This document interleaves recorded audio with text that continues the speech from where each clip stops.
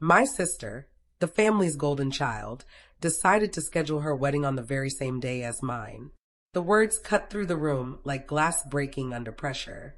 Our parents laughed first, treating it like cleverness rather than cruelty. Candles flickered, catching the light in her hair like strands of gold. I rested my hand on the table, tracing the rim of my water glass. "You're okay with this, right?" she asked, soft but venomous. I nodded once. Of course. They mistook my quiet for compliance. What they didn't see was the guest list already neatly arranged in my planner.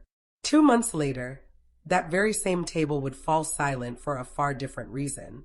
That was the first time I understood that silence could be a shield. I was 8. Sienna, my sister, stood on the front steps, her dress catching the morning sun while Mom fussed with her hair for a local advertisement. "Smile bigger, honey," Mom said, her voice warm, eyes gentle. Behind them, I clutched the lunchbox I'd packed myself, waiting for someone to notice. Nobody did. At school, I threw myself into my work. Grades became my currency for space. When I came home with a test marked 100, Dad barely glanced up from his newspaper. "Don't make your sister feel bad," he said. Flat words, but they cut cleanly. I folded the paper, careful not to crease the red ink, and slid it into my desk drawer. That became routine, folding anything that proved I'd tried. Sienna was always the golden one. When she failed a class, Mom blamed the teacher. When I excelled, silence. On my 13th birthday, the cake bore her name too. "We thought celebrating together would be fun," Mom explained. Sienna blew out every candle before I could touch one. I learned to clap for her, even when it hurt. Dad worked long hours at an insurance office, returning home smelling of ink and disappointment. I became useful, washing dishes, checking bills, managing the quiet corners of the house. He approved. "You're reliable," he'd say. Never "I love you," just reliable. In high school, I had a crush on a boy from math class. I mentioned him once to Sienna while braiding her hair. She smiled at her reflection, and the next week she was dating him. When I cried, Mom said, "Don't be dramatic. He just prefers pretty girls." That was the night I stopped sharing anything I truly cared about. College wasn't an option. "Sienna needs the tuition more," Dad said. So I got a job straight out of graduation, typing invoices in a gray cubicle. My old teacher, Mr. Ellis, helped me apply. "You're sharp, Bonnie. Don't let them make you small," he said. I thanked him, but small felt safer. At 22, I moved into a one-bedroom apartment downtown. Quiet, white walls, ticking clock, shelves lined with color-coded files. I loved the order. I woke early, made coffee, checked my planner. Everything handwritten. Memory is too slippery to trust. Sometimes Sienna called not to check on me, but to boast. Her new car, new dress, new followers. Our parents adored it. "She's doing so well," Mom said once. "You could learn from her." I nodded, as always. Silence kept the peace. But in that quiet, something else took root: precision. I learned patience, how to listen, how to notice what everyone else overlooked. The folded sheets from my childhood had transformed into the lists and receipts of my grown-up life, evidence carefully stacked in drawers. That was the moment I realized silence wasn't serenity. It was strategy. The call came on a rainy Tuesday evening. Drops tapped the window while I updated my guest list in my planner. The screen lit up with Sienna's name. I almost let it go to voicemail. "Hey," she said, her voice too cheerful. "Funny thing, my wedding date just got finalized.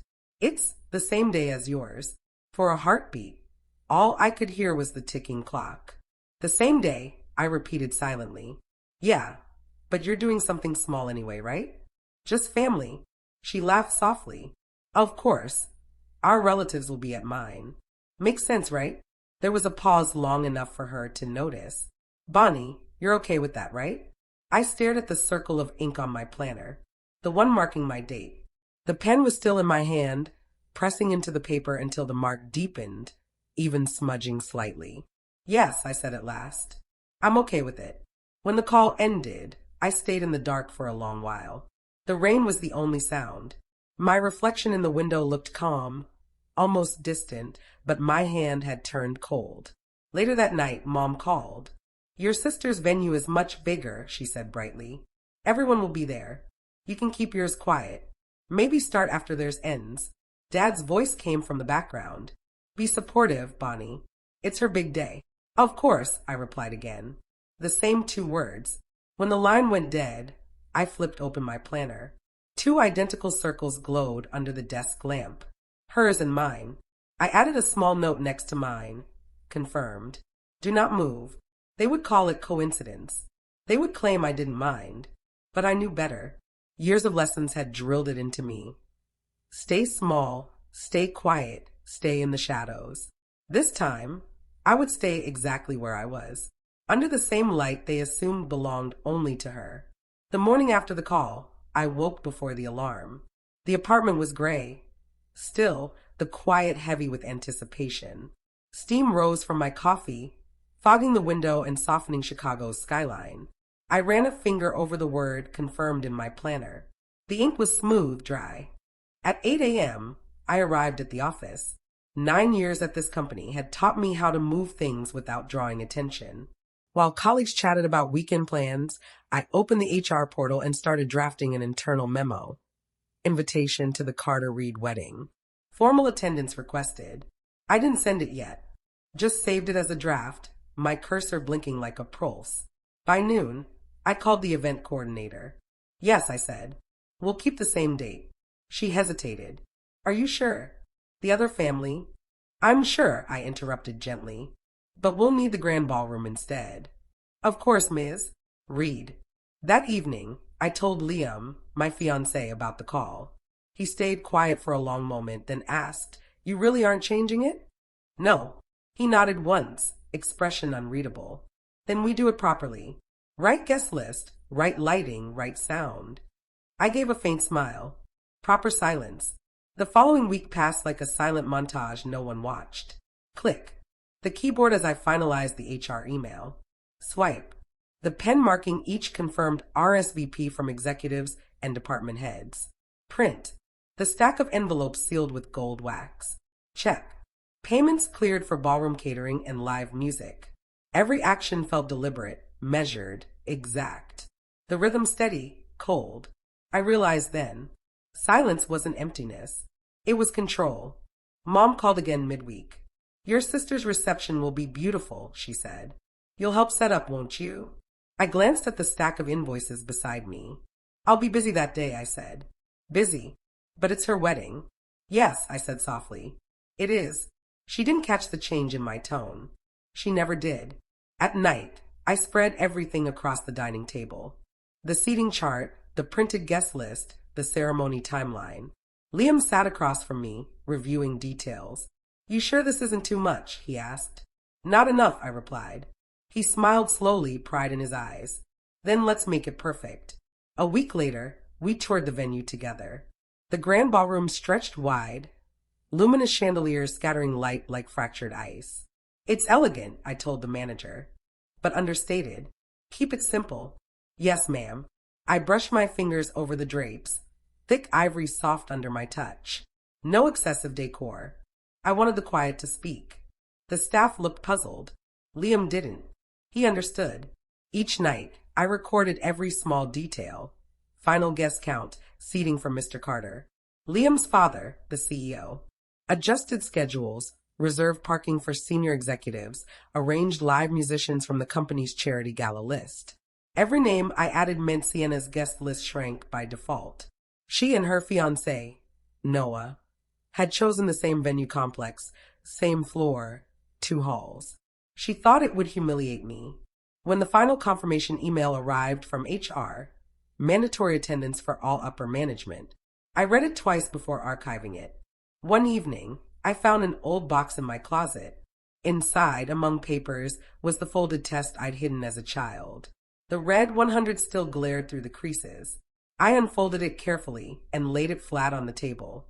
Beside it, I placed the current wedding schedule, rows of printed names, sealed approvals, receipts. Same shape, same order, different meaning. Liam walked in and paused. What's that? A reminder. I said nothing. He looked at the paper, then at me. You're calm, he said. I learned from the best. or rather from their mistakes.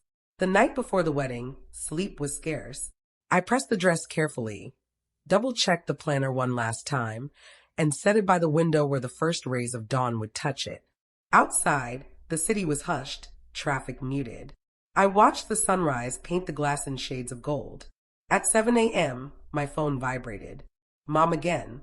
"Your sister's so nervous," she said. "She keeps asking if you're jealous." "I'm not," I replied. "Tell her she doesn't need to worry. I won't interfere." "You're such a good girl," Mom sighed, relief threading her voice. I ended the call before she could catch the quiet whisper escaping my lips. Not anymore. In the silence that followed, I felt the next day breathing in, waiting. 2 weddings, 1 date, same address. They believed it would break me. They hadn't realized they'd just reserved front row seats to their own quiet unraveling. The morning air carried a weight heavier than usual, a metallic edge, the kind of stillness that precedes a storm. Calm, but charged that I arrived early, the hem of my dress skimming the marble floor of the hotel lobby. Staff rushed by, balancing bouquets and trays of champagne. 2 signs marked the entrances: Ballroom A, Reed Carter Wedding; Ballroom B, Sienna and Noah. Same building, same day. 2 stories unfolding side by side. Our ceremony began at noon. Guests trickled in, voices low, polite laughter humming beneath the chandeliers. I watched the roses fill Mr. Carter's hands near the front. His colleagues, Liam's friends, my coworkers. The room shimmered under crystal lights as the string quartet began to play, the sound pulsing through the floor like a heartbeat. Upstairs, a florist murmured to a passing waiter. "Didn't half the guests cancel on the other wedding?" The waiter nodded. Something about a company event. By the time the vows were exchanged, the other hall was nearly deserted. When I turned to Liam and said, "I do," the applause was soft yet complete, a sound that felt earned. Through the tall windows, I glimpsed Sienna in the courtyard below, her gown brilliant, her expression fractured. Noah hovered beside her, phone pressed to his ear, pacing in confusion. Half an hour later, as our reception got underway, they arrived. I noticed them before anyone else.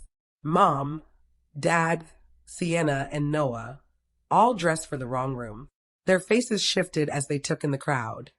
Executives, press photographers, the Carter family gathered like a constellation of influence. Sienna blinked, trying to comprehend. "What? Why are all my guests here?" she whispered. Noah's voice cracked. "These are my company's clients. Why are they here?" Mr. Carter rose, his presence quiet yet absolute. "It's strange, isn't it?" he said. 2 weddings, 1 date, and only one of them is my son's." The microphone on the stage carried his words across the ballroom. A hush fell, absolute and unbroken. Mom's smile wavered. Dad tried to mask it, but failed. "We didn't know." Mr. Carter turned to them, his voice gentle. "You didn't have to. Some people only notice order once it stops, including them." Sienna reached for Noah's arm. "Say something." He recoiled slightly, collar tight. "You told me this date would humiliate her." Sienna's voice trembled. "You agreed." Their dispute spread into the quiet like static. Guests exchanged uneasy glances. Cameras clicked. I stayed still, holding my glass at the table, the same stance I had during the dinner where it all started. The chandelier reflected and shimmered on the surface of my drink. My planner lay closed beside the guest book, neat and untouched. Mr. Carter spoke again, quieter now. "Let's reserve this day for those who earned it."